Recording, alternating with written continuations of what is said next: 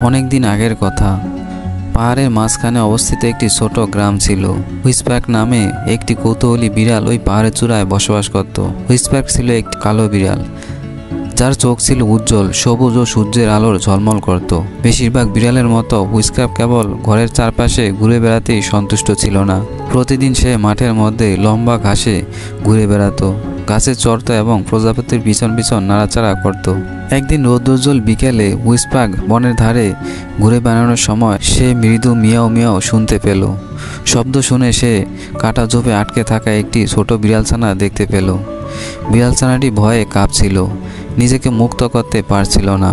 না করে হুইসপ্যাক তার থাবা দিয়ে আলতো করে কাটা চিরে ছোট্টই বিড়ালটিকে উদ্ধার করলো। সাদা থাবা ও ধূসর রঙের বিড়ালছানাটি কৃতজ্ঞতার সাথে হুইসপ্যাক দিকে তাকালো এবং তাকে অনেক ধন্যবাদ জানালো। সে গর্জন করে উঠল।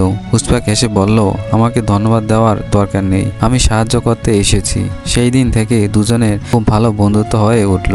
হুইসপ্যাক ছোট বিড়ালছানাটিকে পৃথিবীর সম্পর্কে যা কিছু জানতো, গাছে ওঠা থেকে শুরু করে ইঁদুর ধরা পর্যন্ত সবকিছু শিখিয়ে দিল।